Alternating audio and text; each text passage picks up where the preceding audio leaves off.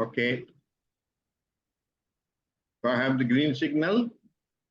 Yeah, Prasad, did you want to say anything first, or are we good to go? Nothing. I think everybody is now familiar with the process.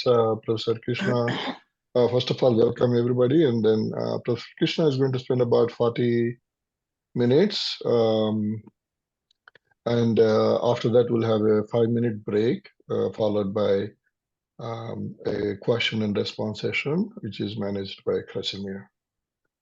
Yes, sir. You can start, sir. Yeah, thank you.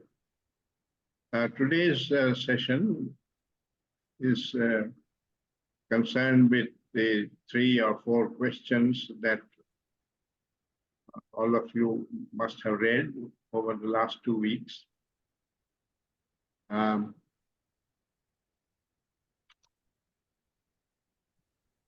will discuss them to some extent, but before I do that,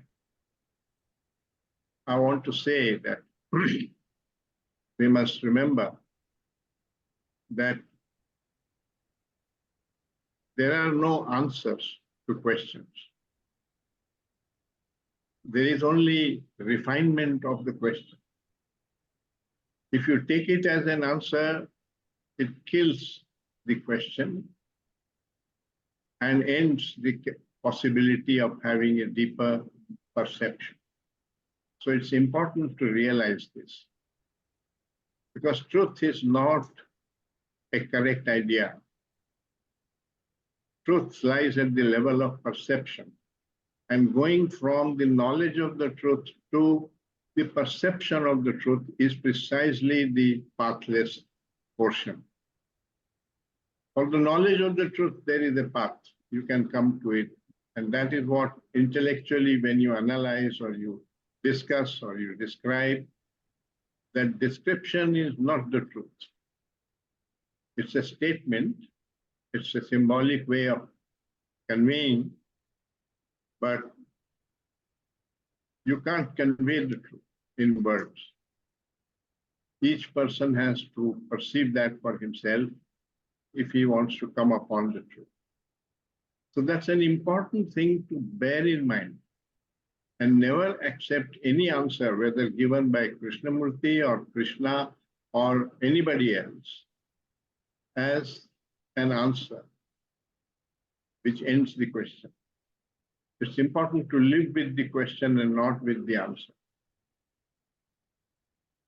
There is a beautiful metaphor which I have shared earlier, but some of you might not have been there in that session, that knowledge and reason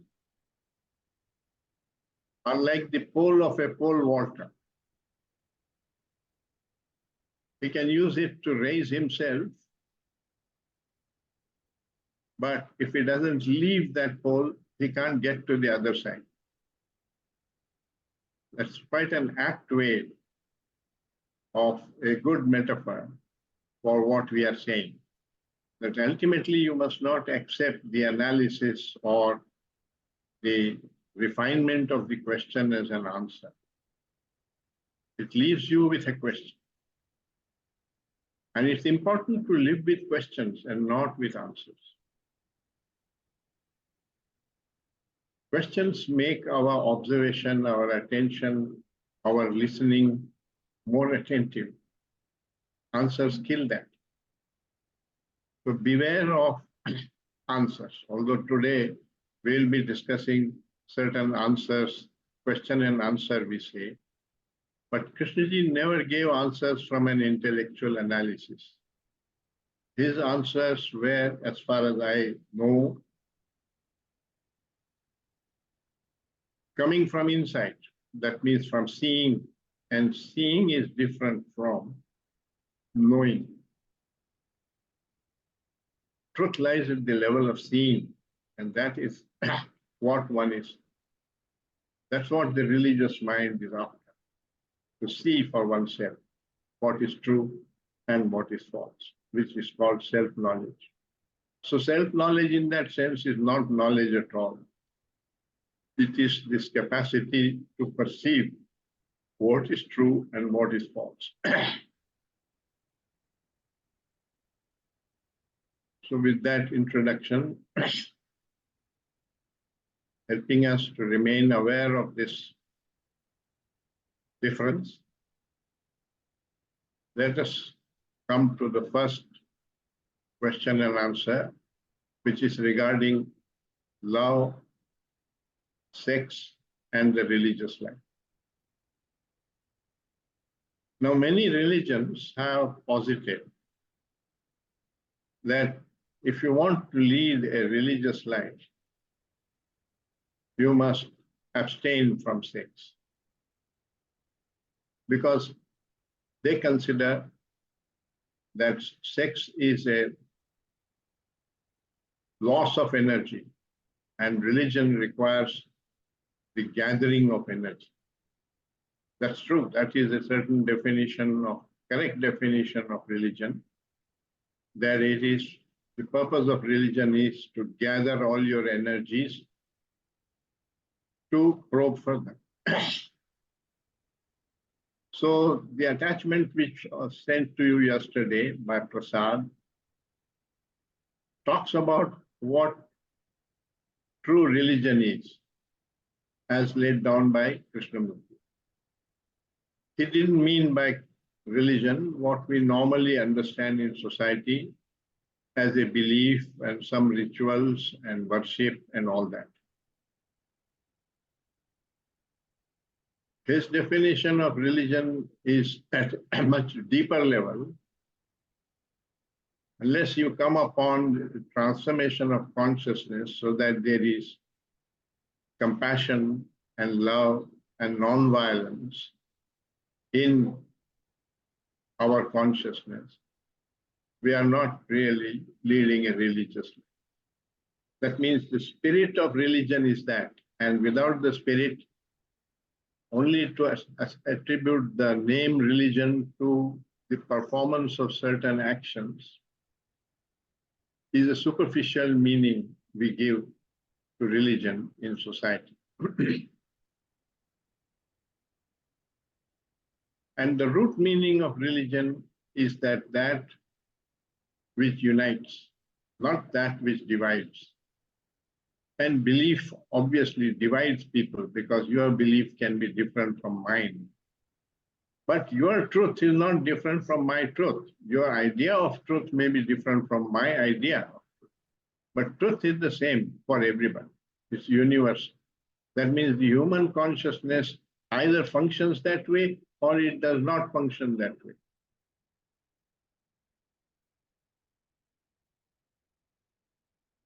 So Krishnaji goes into this question when a man asks him that, do I have to abstain from sex in order to lead a religious life? And he points out that the decision to abstain from sex produces an imaginary ideal saying you must not have sexual desire. But the fact is that you have sexual desire. It's put there by nature. And so there is a conflict between these two. You will suppress that sexual desire. And in that conflict, the energy lost in this conflict is much more than the energy that is lost in doing the act of sex.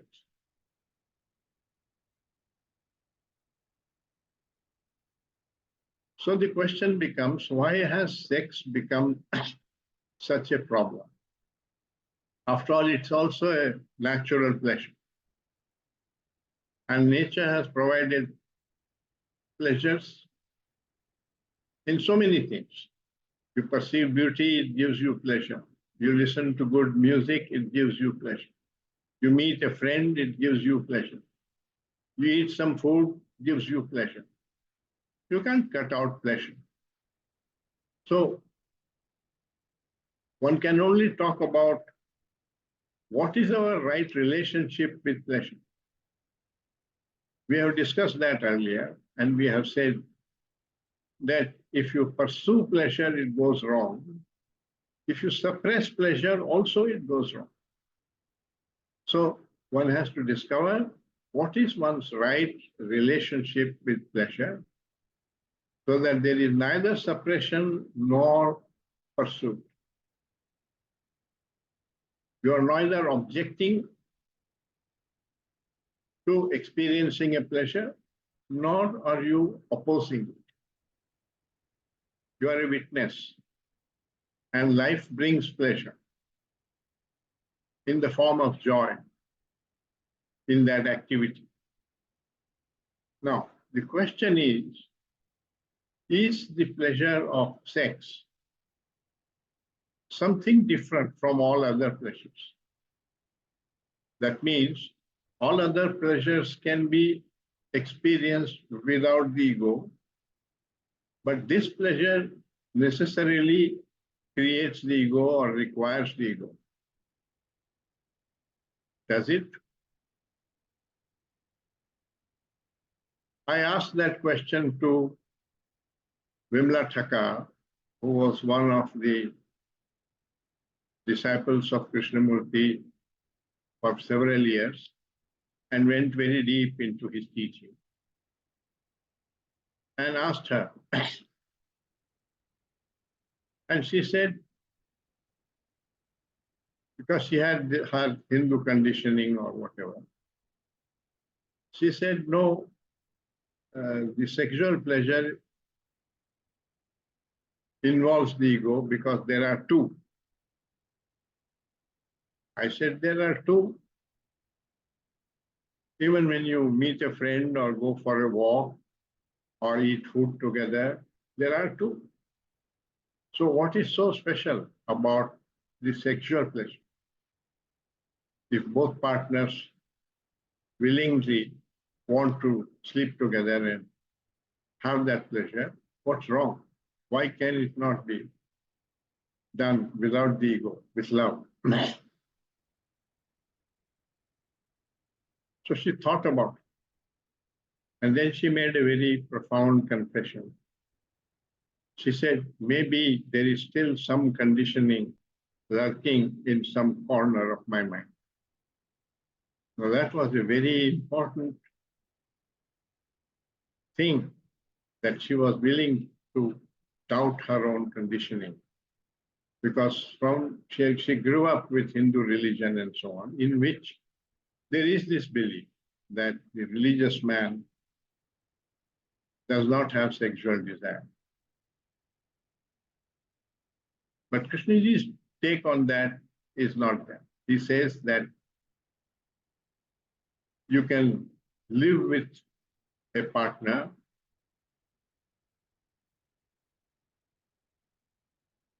and share life with love without all this travail of jealousy or attachment or dependence or possessiveness coming into the relationship.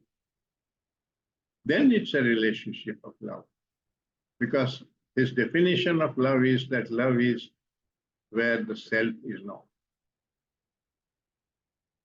And last time I showed a slide, which I can show you again.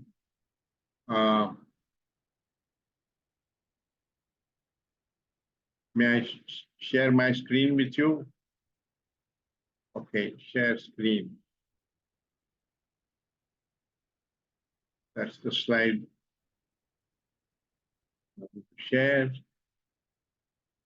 I can put it in slide mode.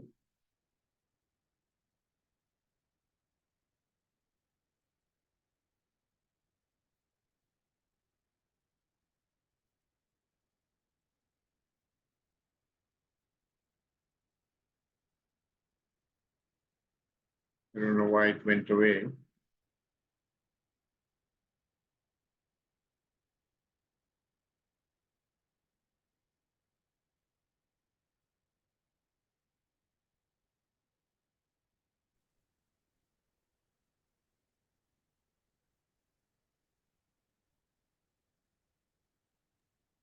By hitting the back button, the arrow back. Yeah. I think you just got to the end of the slide.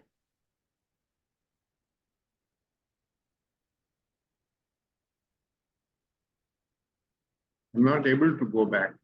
I think it's on the bottom right side where the arrow buttons are. You can also unshare, and then share back again. Okay, I can stop share, huh? Stop share. And then share screen. Then slideshow.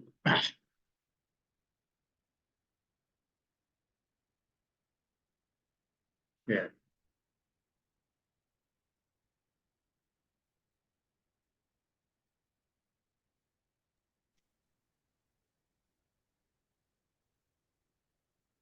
I don't know why it's not coming.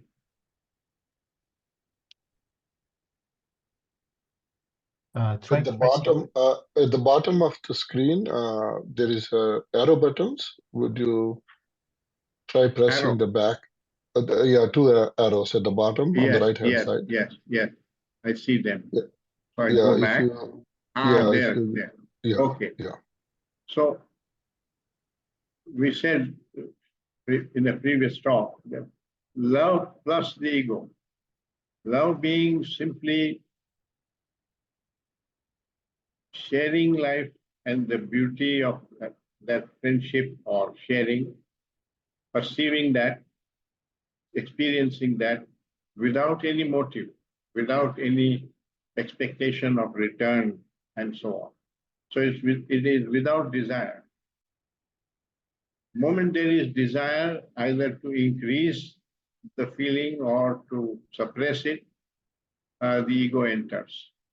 But if you are merely witnessing it, experiencing it, then there is no ego. And that is only possible when the consciousness is freed of this ego process, which we have discussed in previous talks. I won't go into it now. But if the ego is entering, it will create attachment and possessiveness, and therefore jealousy and so on. And Krishnaji is saying, you can learn not to let that happen, because the ego is not part of nature. It comes about simply from the manner in which we approach that activity.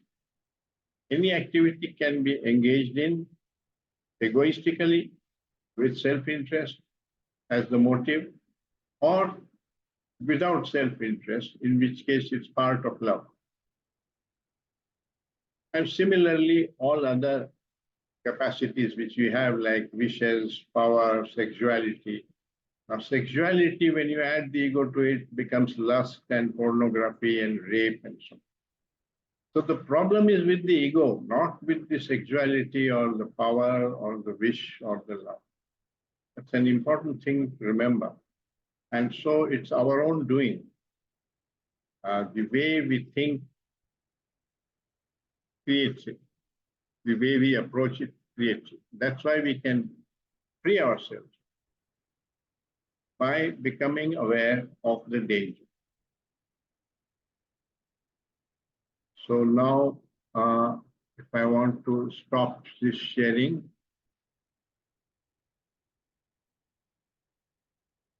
stop share. There you are. So he says it is entirely possible for a man and a woman to live together, either married or by common decision, because marriage is simply a social structure, certification.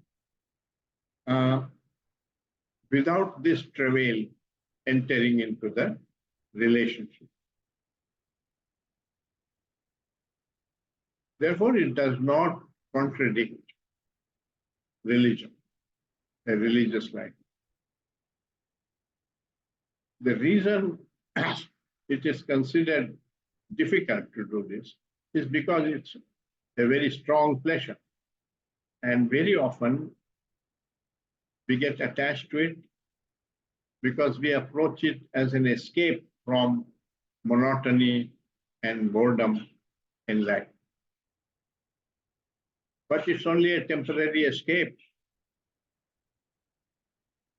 Once the sexual act is over, you are back to the monotony and so on, because it already exists in you.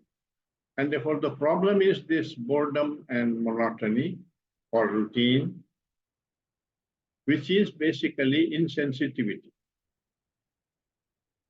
And so one has to explore the causes of insensitivity, why one has become insensitive.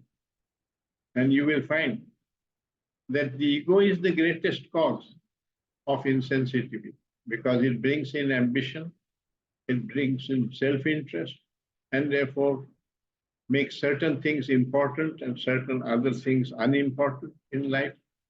And you pay attention only to the important. Therefore, you lose contact with what you consider unimportant. And that creates for an insensitivity. Because insensitivity comes through contact. You cannot decide to be sensitive. If you are in contact with music, it will create sensitivity to music. If you don't, it will disappear. In the same way, if you are in contact with nature and you perceive the beauty in nature, you have a certain sensitivity. But if you don't, then that insensitivity is not there. It won't come because you read poetry or you read literature about nature. It comes through contact.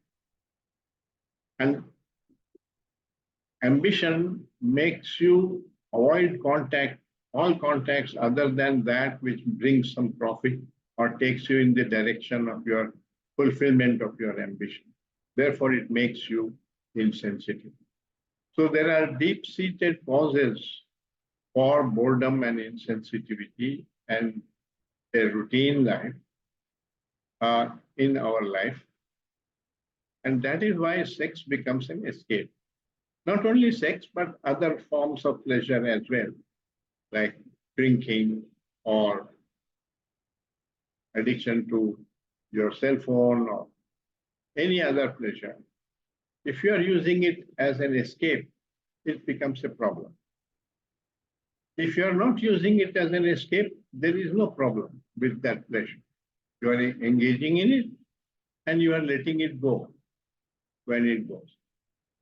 There is no frustration, no desire to continue it, extend it, make it more, and so on. This desire for more is greed, which again comes from the ego.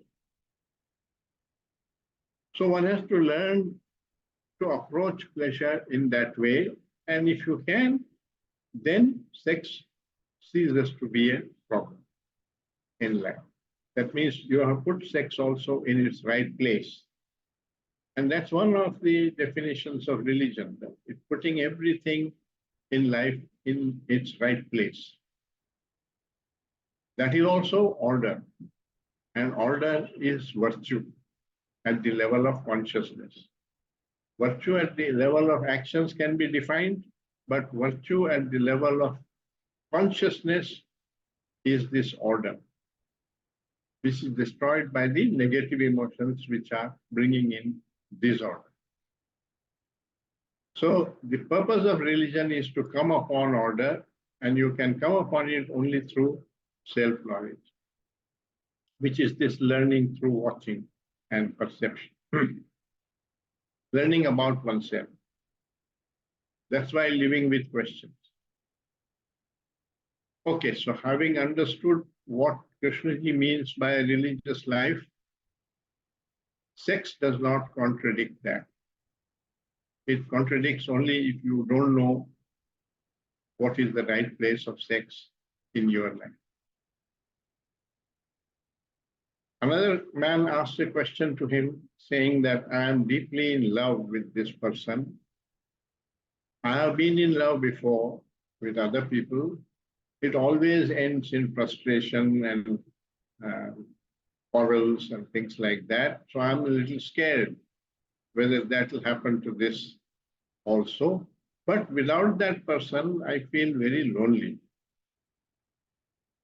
So Krishnaji points out that that loneliness was there before you fell in love with this person. And you are using that person to cover up your loneliness. as an escape.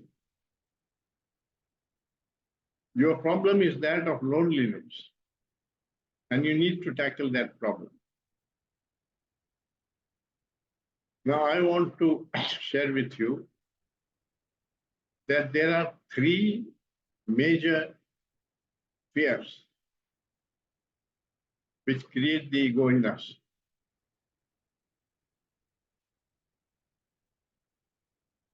The fear of future insecurity makes you accumulate wealth and constantly worry about the future. So, accumulating pleasures, accumulating wealth, and so on, that drive comes from there, which is an egoistic drive. Then there is the fear of loneliness, that nobody will care for me, I'll be left alone, and aloneness is uncomfortable. To cover that up, you want static relationships. You want relationships which will always be there for you, and therefore there develops attachment. So that's another drive. And then there is the drive, the fear of being nobody. If I am nobody, people will just walk over me.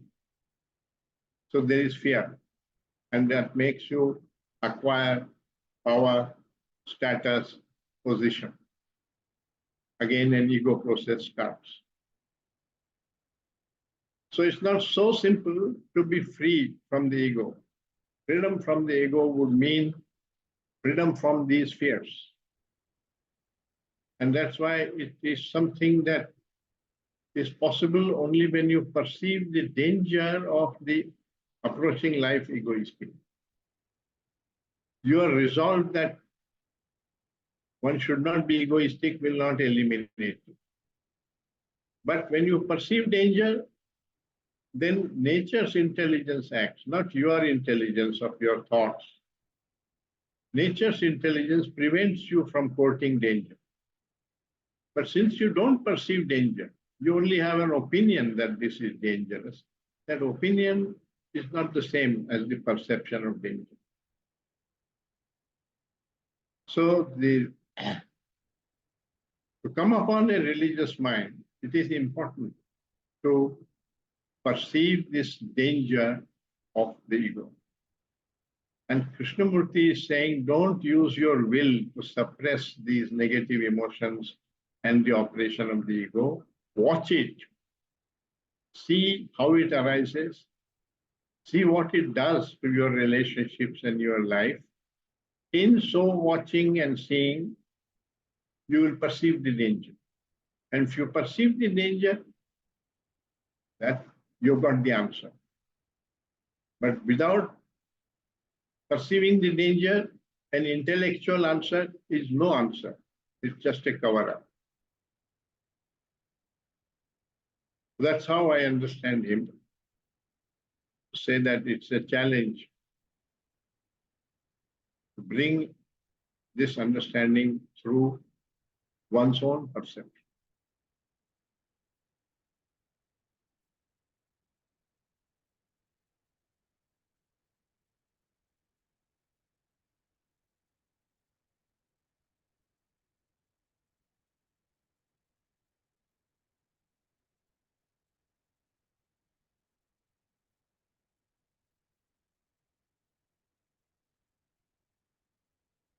Now, there is one personal conversation that I would like to share, which is perhaps stated in my book, in my interactions with Krishnamurti, but I'm not sure whether I did state that or not. He was very intimate with me in that final year of his life, 1985, when he came here. And he was talking intimately like a friend. So I asked him, sir, don't you feel you have missed something in life by not having sex? Because he was an unmarried man, and I assumed at that time that he had never experienced sex. And he said something very strange. He said, "Sir, when I hold your hand, I experience the same joy which you experience in doing all that." I didn't believe him, nor do I believe him now. But this is what he said. And because he said it, we must not also discard it easily. I get that from Annie Besant. She told Mr. Achyut Patwardhan, never, however much you may differ from Krishnamurti, never discard what he says. Stay with it, because it's a consciousness that sees very far. And we may not understand what he is saying, and we may feel against it, but stay with that question of what he is saying. She said, I do the same.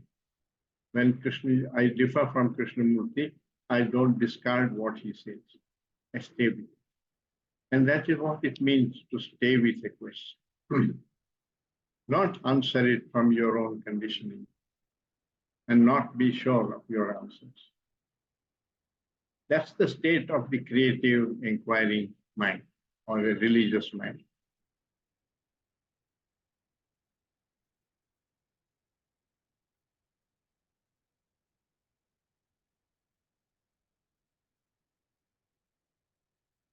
Now, it's not only the sexual pleasure, but any pleasure, if it is, you approach it as an escape, it becomes a problem. It will become an addiction.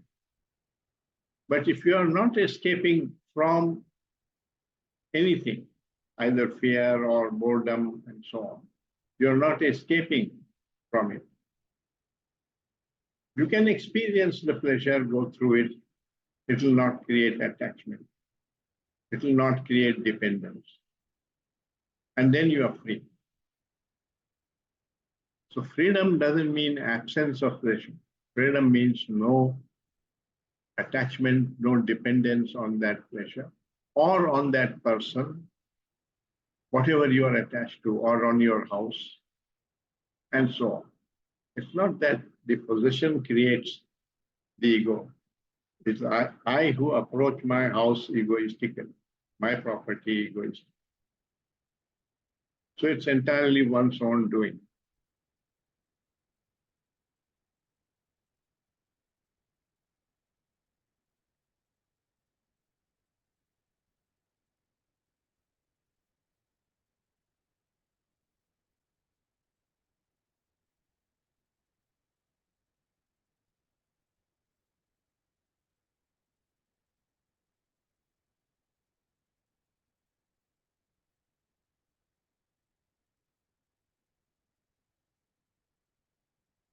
Now, one of the questions that was put to him was that you are talking to us, we have already heard you. You should be talking to the common man on the street because he needs all this. And Krishnaji's answer was, sir, I talk to you because you are interested in this and you come to me to discuss these things. The man on the road is not interested in this. The question in his mind is, where can I get the best beer? You can't force him to ask these questions and engage in this. Therefore, it's a wrong question to put. If you are interested, then we discuss it. If you are not interested, it's all right. You can just throw it away. That brings me to the second question and answer, which is the capacity to listen. And it's such a beautiful reply that I would like to share it rather than share it with you in his own words, rather than try to make a commentary on it. So again, I'm going to share the screen.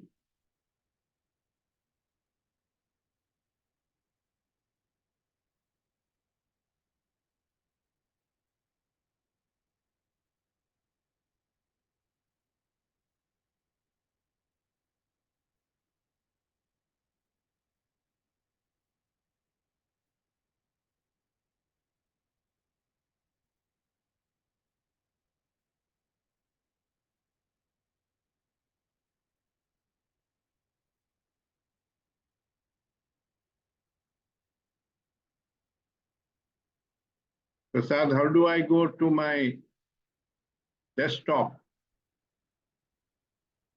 Close this. So whatever you want to share, is it in a Excel or? No, it is on my desktop. I need to open Oh. it and minimize Yeah. it, and then I can. Okay, so you can minimize this window so that the desktop is exposed, and Okay. you can open. Yeah, you can open that. No, this one needs to be closed. You can just minimize it.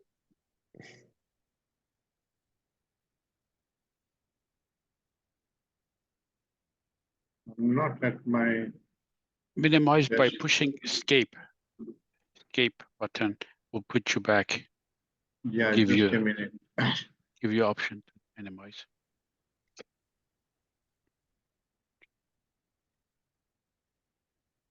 Also, when you hit share screen, it should bring you right to your desktop. I didn't. That's why I'm now at my desktop and I'm opening it. I will put it in the. I'll minimize it. Then it should come. I think you need to hit share screen again. Maybe it didn't click. I need to go to share. Say that again. Share screen, hit share screen. Click on share screen. Yeah, but first I wanted to minimize this window, otherwise I'll lose this window. No. Yeah, okay, now I have minimized it. Now I go to Zoom. Oh, I think I've closed the Zoom. I'll have to go back and click again and enter. Zoom button is on the bottom. You're still here, Sorry. so maybe it's minimized. Minimized. See if the icon's on the bottom of your screen. For Zoom. Yeah. Sometimes it's in the upper left-hand corner.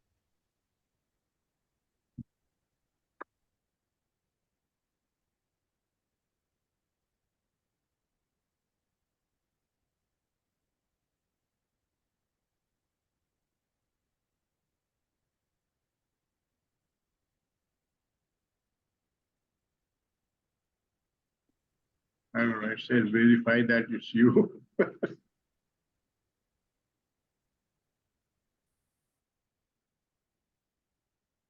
Okay, maybe it wants me to log in again. Yeah.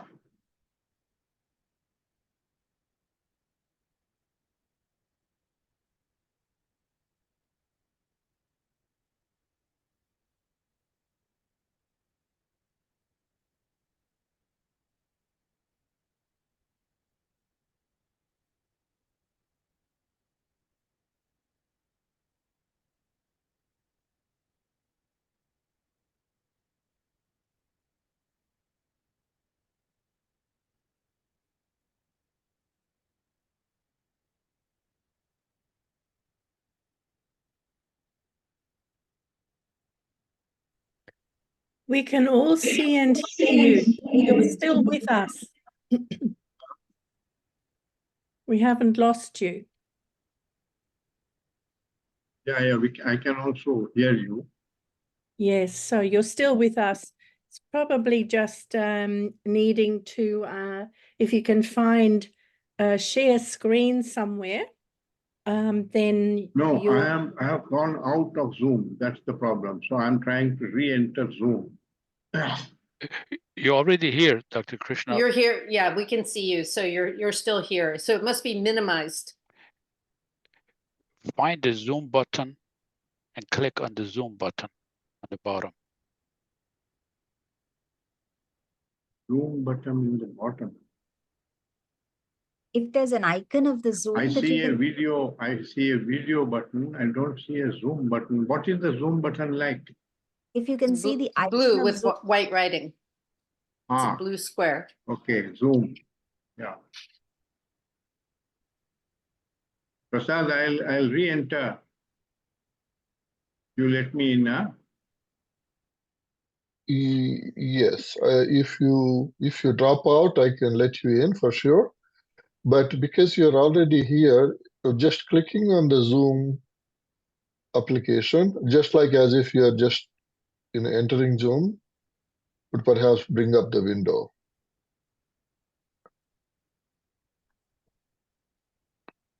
You may not have to log in. If you just open the Zoom, you might be able to see the window. I right click on Zoom or left click? Just You click. would, yeah, or double click on it. Oh, no, but double click will open it.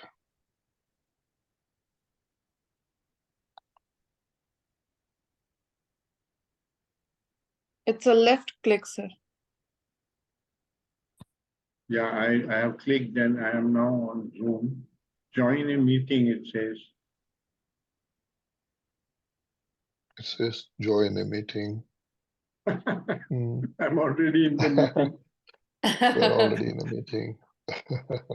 Probably the screen is probably behind shall I leave something. meeting? It says leave meeting. I can leave meeting and then you re-enter me. Okay. That's Oh, a good idea. sure. Yeah? I could do that. Yeah, I could do Okay. that. Powers of technology.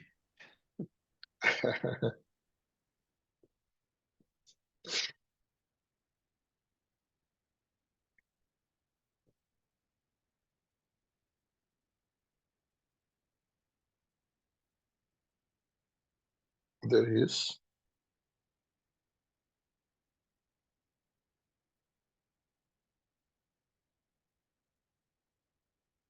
He entered back in and we say admit. I still don't see him. Or maybe he's gone to the participants list.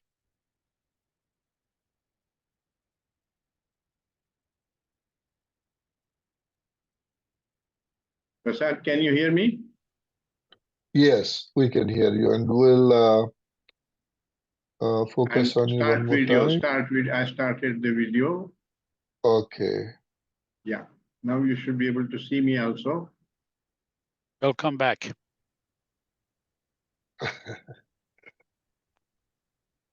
Can you see me? Yeah, now we can. Okay. Yes, yes.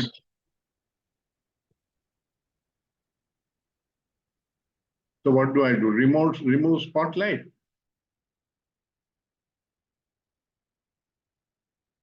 You hit share screen. Share screen. The Share green. screen. Yeah. That's right. Yeah. Thank you very much. All this new technology.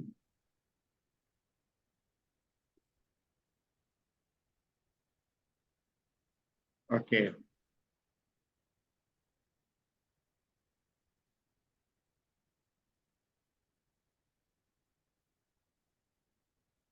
So, can you see the text on your screen? Yes. Okay. I'll read it anyway. Krishnamurti repeats the question. He says, I have been listening for some years to your talks and no change has come about in me. Then don't listen anymore, he says. Now look, sir, if you listen to somebody for years and you see for yourself the beauty of what is being said, then you want to listen more.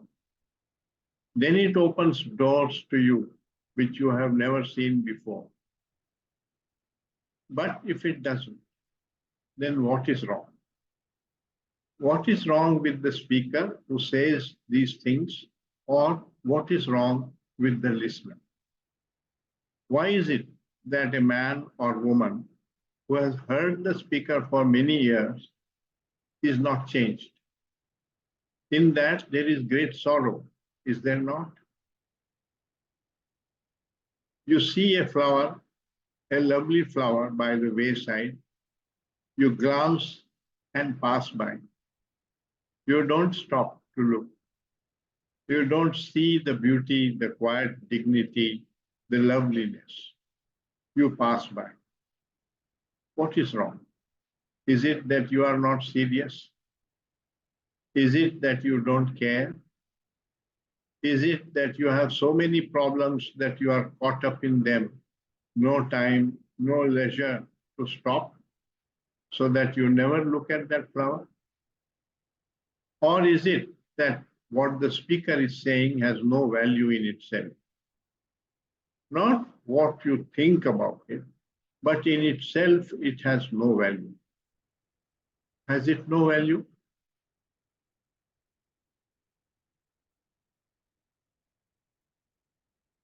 To determine whether it has or has not, you have to investigate what the speaker is saying.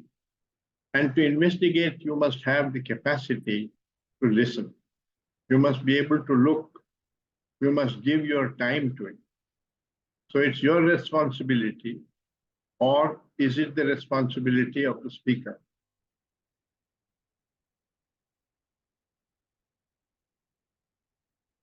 It is our mutual responsibility, isn't it? Both of us have to look. The speaker may point out, but you have to look. You have to go into it. You have to learn. And if your mind is not diligent, but negligent, if your mind is not watching, highly sensitive, it is your doing. That means you have to change your ways of life. Everything has to be changed to learn a way of living which is entirely different. And that demands energy. You cannot be lazy, indolent. So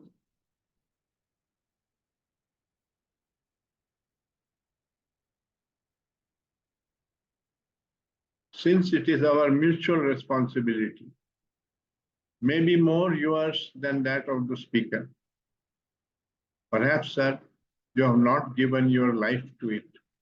We are talking about life, not about ideas, not about theories, practices, not even techniques, but to look at this whole life, which is your life, and to care for it.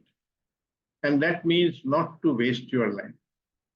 You have a very short time to live, maybe 10, maybe 50 years.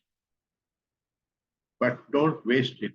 Look at it. Give your life to understand it. So that's what he means by the capacity for listening. Elsewhere, when he talks about listening, he makes it clear that can you listen to somebody, whoever, without reacting to what is being said? Because if you are reacting, that reaction comes from your opinions, your conditioning, your past, and that prevents you from paying attention. And if you don't pay attention, you don't get the meaning, you don't get the depth of what you hear. It doesn't matter whom you are hearing, not only when it is Krishnamurti, even when it is Hitler or Putin. To listen to them in that way, neither agreeing nor disagreeing, but paying full attention to understand what he is trying to convey, and then asking yourself, is that true? And don't answer that question quickly, because when you answer quickly, you will be answering from your own conditioning. But stay with that question. Observe in your daily life to to perceive that answer. That is what self-knowledge requires, and it is self-knowledge that is the key to wisdom. Wisdom is this other intelligence, the intelligence which ends disorder in consciousness, which tells you what is true and what is false. That is not the same as the intelligence of thought. It's the intelligence of perception. When Krishna uses the word intelligence, he says elsewhere, there is no intelligence without compassion. So he's talking about an intelligence which is same thing as what we call wisdom. So this whole thing is how to grow in wisdom, not in knowledge. And that is an important thing to remember. Now it requires this sensitivity. So you have to find out the causes of insensitivity in your life. It can be physical, bodily, not having adequate sleep, not taking enough exercise, wrong kind of diet, that if the body is insensitive, not energetic, it makes it insensitive. And the mind becomes insensitive due to ego. We have already pointed that out. So you are approaching life with self-interest, with desire, and that makes you insensitive. And without sensitivity, you don't perceive the whole. You will pay attention only to your ambition and the achievement of your ambition. That's how 99% of human beings live. And that's not a religious life. So religious life, if one is serious about it, involves all this. It is not simply another set of opinions, another kind of conditioning, another layer of conditioning to be added to one's own existing conditioning, as the conditioning from Krishnamurti or from whatever, Buddhism or Jesus. It's not conditioning at all. One is talking about freedom from conditioning. One is not wanting to add to conditioning. That is in the knowledge field. So it requires an understanding of all this in order to come upon a religious life. And that's why I sent that booklet which KFA has prepared about what is true religion, which you must have received. Please do study it, and then maybe next time we can discuss some of it. So I'll end it here. I think I have taken 50 minutes or so. We can discuss, and we take up other two questions next time. These are things which are not to be done in a hurry. It's not like covering a course of academic course where you can rapidly go over one chapter and another chapter. You need to pay attention and go into whatever depth you can go to on each one of these questions. So I'll leave it here, and thank you for your attention. You can stop your screen share now. Yes. And we'll take a 5-minute break. Stop Oh, share, yeah. Go ahead, Okay. go ahead, Prasad. I was going to say the same. I will take a quick 5-minute break and then we'll come back. Okay. 5 minutes break.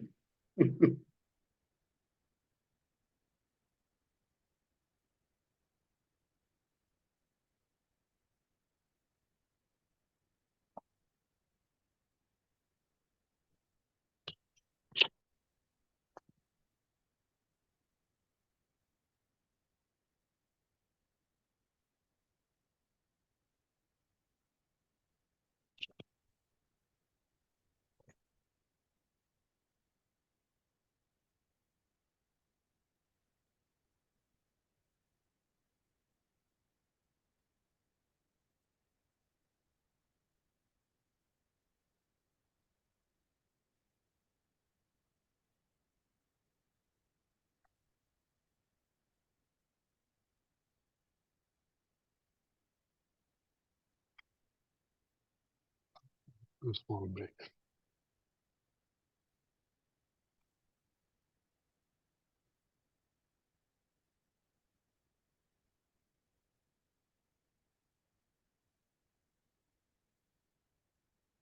Okay. Zeros.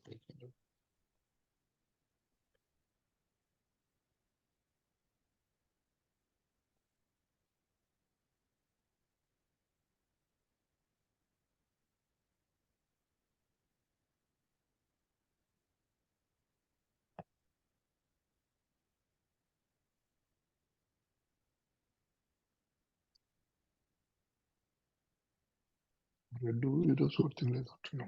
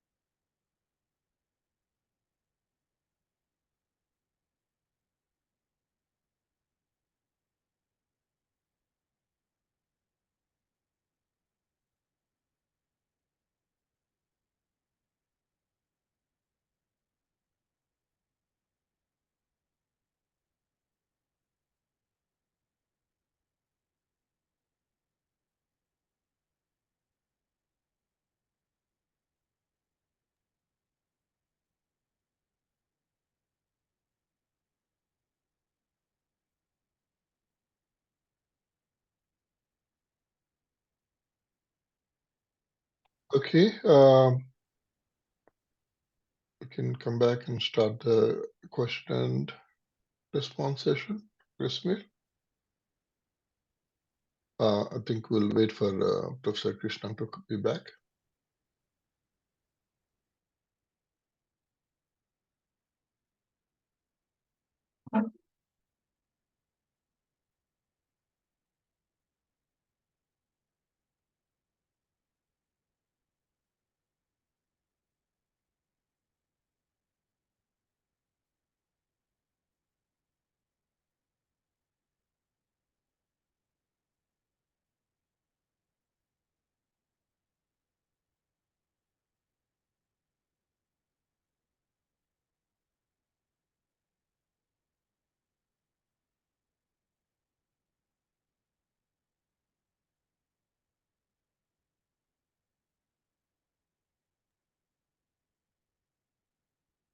Meanwhile, please go ahead and post your questions in the chat.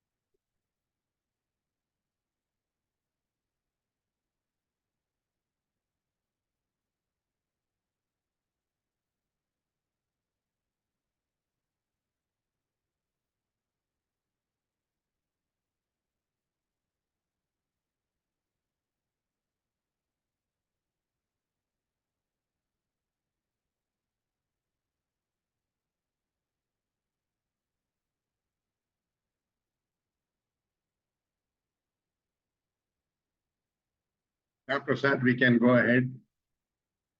Okay. So, Okay. So I will read the first question from Sam. If ego is the problem, what is the ego? How are we different than ego? And how should we keep the ego in check?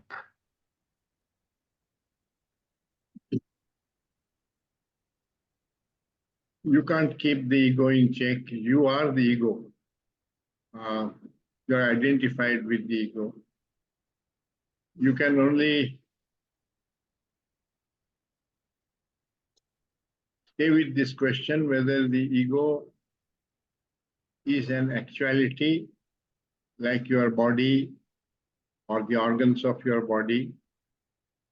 Is it part of nature, or it is something that is coming about in the manner in which you are approaching life?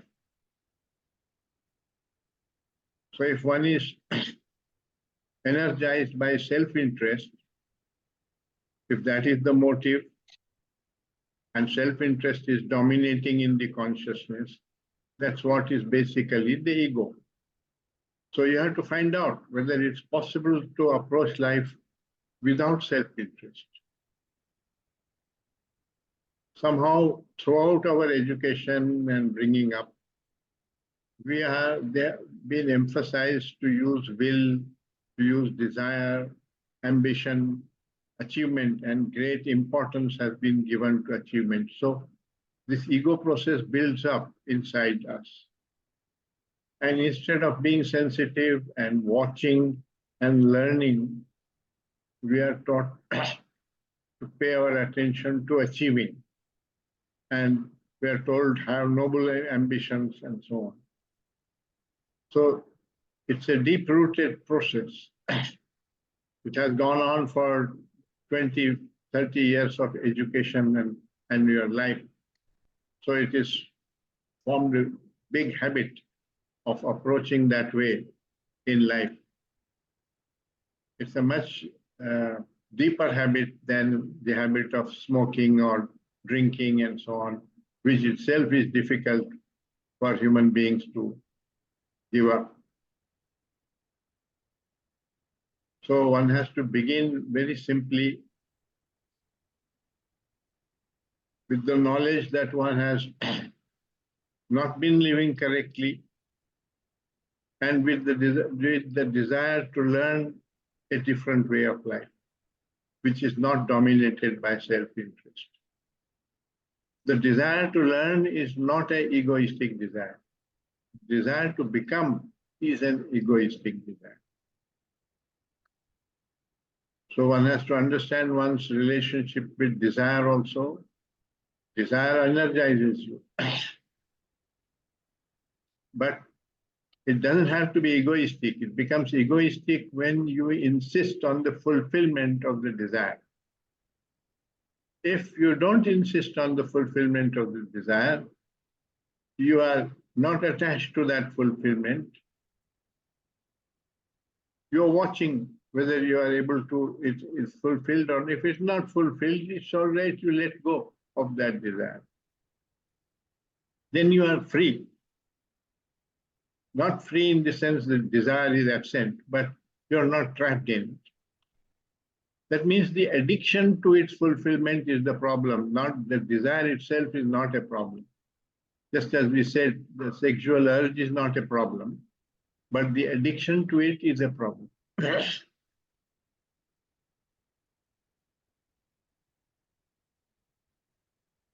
So it is a bit subtle. That's why it requires a lot of attention and staying with the question in order to understand it profoundly.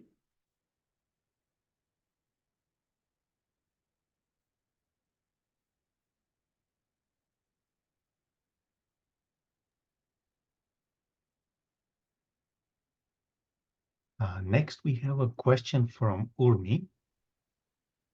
What is self-knowledge? When it's a moment-to-moment, lifelong process, how does it help to bring about the change in the brain?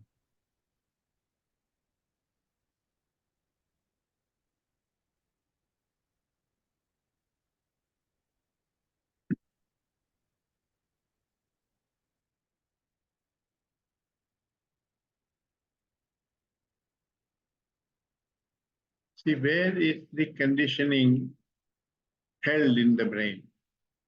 It's held in the memory.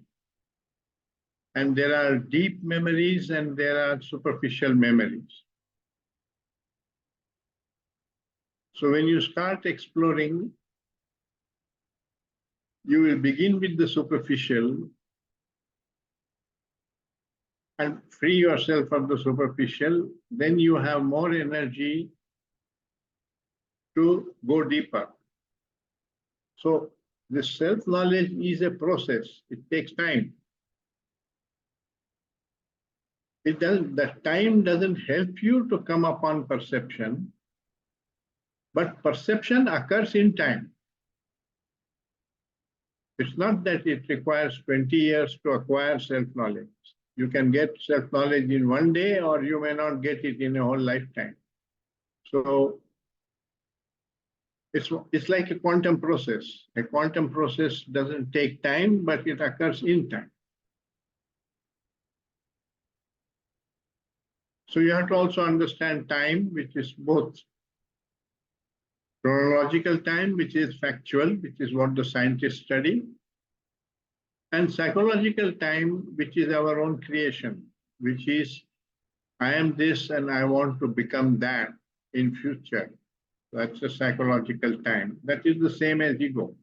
The becoming process is an ego process. So time is ego, or ego is time. You will find these statements coming in Krishnamurti's talks, that ego is time. What he means is psychological time. Whenever you find that you find it difficult to understand what Krishnamurti is saying, just add the word psychological, because he doesn't always use the word psychological. He's assuming that we are discussing everything in the psyche, not in the factual world.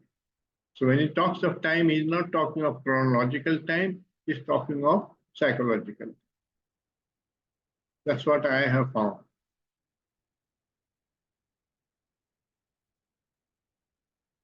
So the ego is not there as part of our natural constitution. It's not there in the child. It's not there in the animal or in the plant kingdom.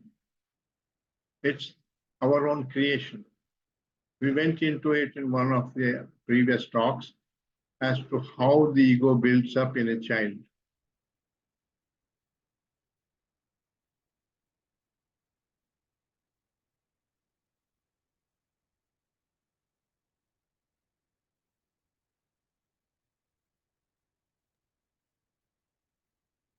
That's why Krishnamurti wanted to change education, because he said education as it stands is promoting the ego in the child. And the ego is the most destructive thing in life and in society. So that's the wrong kind of education. We must have an education which helps them to free themselves of the ego process and live more creatively, not giving importance to achievement, but giving importance to sensitivity, which is the perception of beauty. See, there is great beauty in every aspect of life. Beauty is the joy that you experience in engaging in that activity. If you engage in music, you perceive the beauty of music. You relate with nature, you will perceive the beauty in nature. You play sports and games, you perceive the joy of playing sports and games. That joy which is innately there, not the joy of winning, the joy of playing is beauty. And there is that statement of Keats, truth is beauty, beauty truth. That's all there is to know and all that you need to know.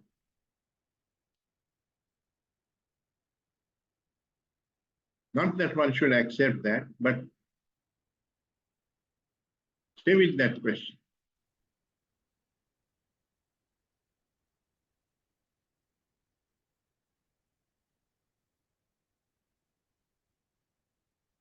It's not simply a little patchwork difference in your existing life.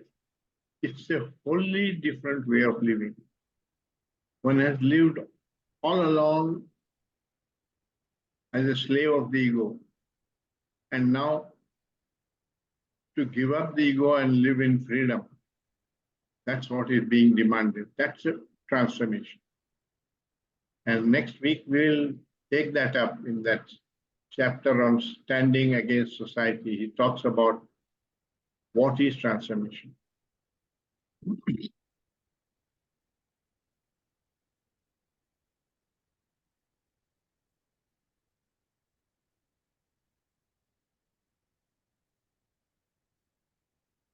And now we have a question from Renu.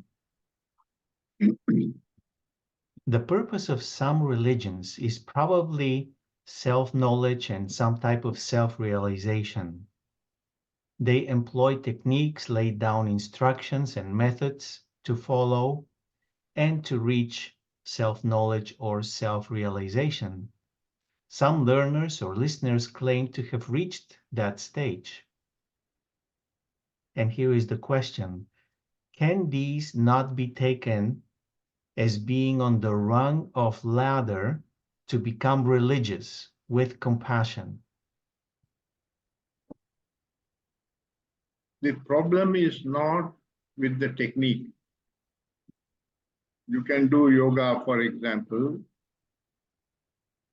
It makes your body supple and so on. The technique will yield its results. But freedom is not something that you can achieve that way through a technique, because it requires not just practice of a technique, but a wisdom, which is a more holistic understanding of life. There is no problem in practicing a technique and putting it in its right place. But if you have the illusion that that technique is going to take you to freedom or to love and compassion, it's an illusion, it's a mistake, an error. Don't accept this, test it out. Because it's not a mechanical achievement. Freedom is not a throne to be achieved. It's the ending of the disorder in consciousness. It's a transformation of consciousness, which is the ending of disorder. You can't end disorder through a technique. You will try to suppress it. That suppression is part of disorder. So it's rather subtle.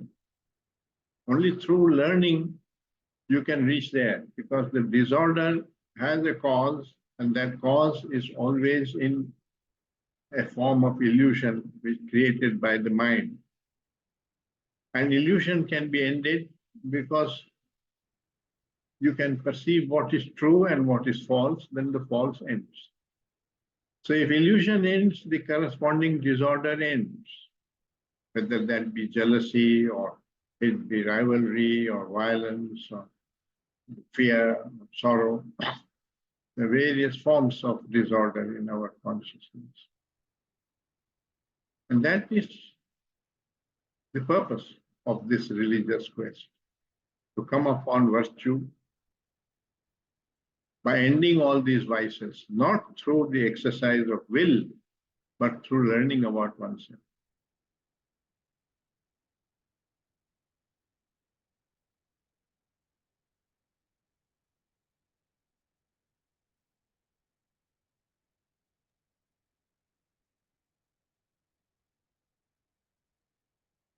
I will, I will read the question from Anshuman now. Sir, as we explore pleasure, pleasure is an escape from boredom. And the suggestion is that boredom seems to arise out of insensitivity. Is the total elimination of ego a prerequisite to being sensitive? And what remains as a driving force in us in the absence of ego? One is not asking the absence of ego. One is only pointing out that so long as one approaches life with self-interest, it has certain consequences. Many religions have said, have noble desires, don't have ignoble desires. That means it's good desire to build a hospital, it's bad desire to rob a bank. Don't rob a bank, build a hospital. That's what religions have said. One is virtuous, the other is a vice. But Krishnamurti is saying desire itself is the problem, not the object of desire. Because when you approach life with desire, whether it's a noble desire or an ignoble desire, either you will achieve the desire or you will not achieve it. If you don't achieve it, you will feel frustration. You will have this conflict of frustration. If you achieve it, you will momentarily experience the joy of achievement, but then boredom will set in because the desire was energizing you and the desire has now disappeared. So boredom will set in until a new desire is born. And this becomes a vicious cycle in which one is trapped. You can observe this cycle in yourself and learn about it. If you pay attention to it, you can break it. Otherwise, you are trapped in this cycle. That's how addiction takes place. Even if you look at addiction to alcohol and so on, the body begins, the chemistry begins to demand. It feels restless. It feels dissatisfied without that alcohol. And therefore, the man is willing to steal, he is willing to commit crime in order to get his bottle. So violence results from it. So the moment you insist on the fulfillment of a desire, it creates a problem. But if you don't insist on the fulfillment of a desire, you relate with desire. If it can be fulfilled without any violence, without any problem, you fulfill it. If it is not fulfilled, you let it go. Then you are free. Our wishes are like that. I wish to go for a walk. I wish to meet my friend. I wish to go and see a movie. And you are not able to do that on a particular day. You say, it's okay, we'll do it another day. We'll go for a picnic another day. So there is no problem. If all desires can be held like wishes, then there is no problem. But this ego makes it mandatory that my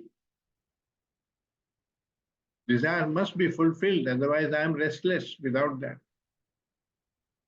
So you are approaching life with dissatisfaction already inside you and seeking satisfaction. That becomes an ego trip. But if you can approach it like you approach a game, just to experience the joy of playing the game, then all of life is also a game. You go through it for the joy of experiencing life. In that there is no desire, no addiction, no conflict.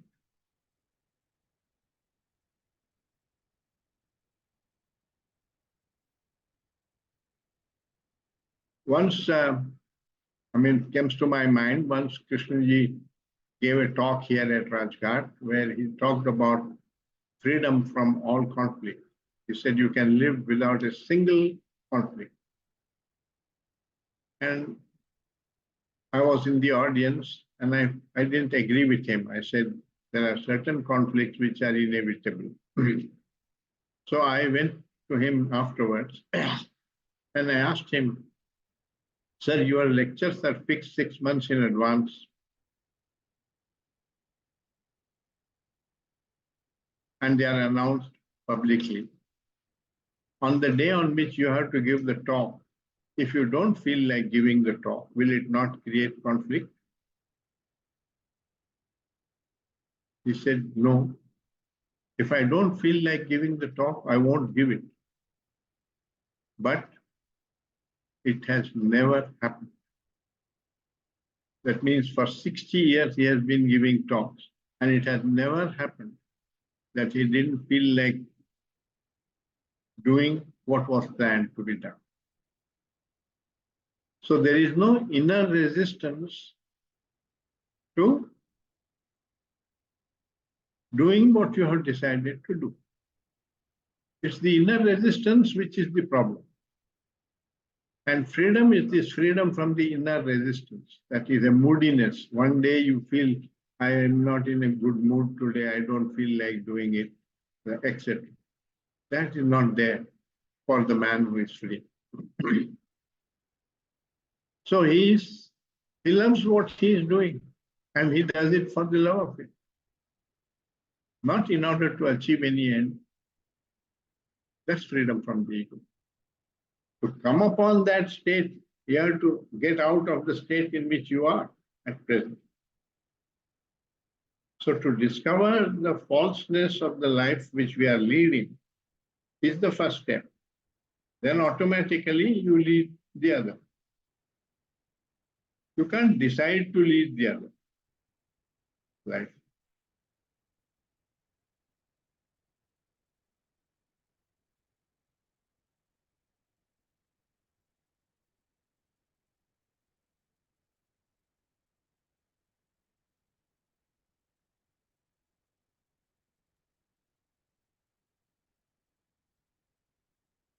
So I will read the last question for tonight. We have several more, but we will send them over email. Yeah, sure. And the last question is for this for the video portion. This session, yeah. From Esther. Many people in alternative communities who are in multi-amorous relationships claim they are practicing egoless, non-possessive love. Could you comment on that, please?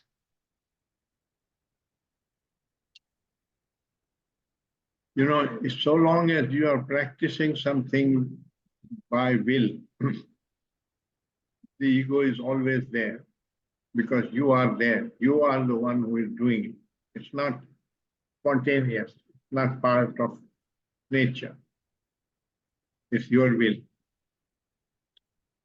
So there is always a certain conflict in that.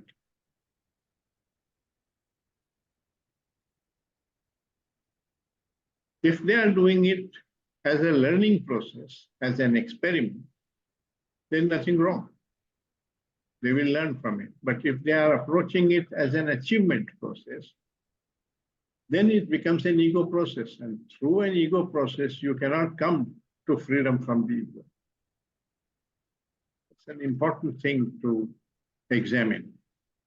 Whether you, through an ego process, can you come upon freedom from the ego? It's like saying, through violence, I will achieve peace. Right now, Netanyahu is saying that through violence, he wants to achieve peace. It's an impossibility. You may achieve a cessation of physical violence, but you have created a lot of psychological violence in the form of hatred and division among people, which will have its own consequences in future. So it's a very unintelligent thing to do. But all these people, they think they are very intelligent. That's the problem. No humility, no self-examination.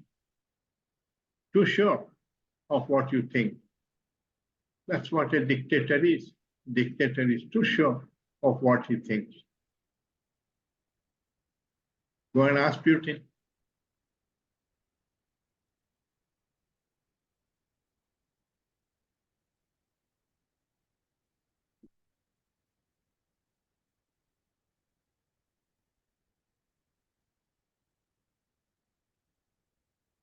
So maybe I would like to turn it over to Prasad and Donna at this moment.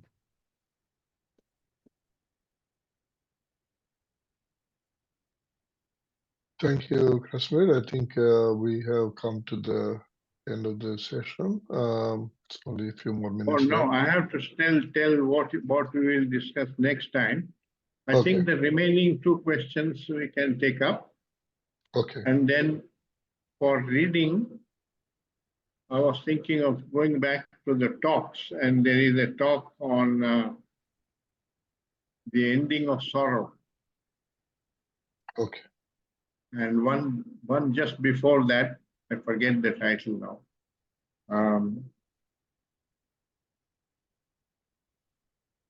I can I will look it up write. and I send will it. write. I Yeah. will write that in an email. I'll write to you. Okay. The two talks which we can discuss. If we have time left after the questions, there are some one or two questions which are left right from today. We'll first take them, and then, if time permits, we'll go into those two talks. Yeah, the first chapter I remember now. The first talk is love cannot be taught. Okay. Love cannot be taught. And the second one is the ending of sorrow. Let me go. Okay.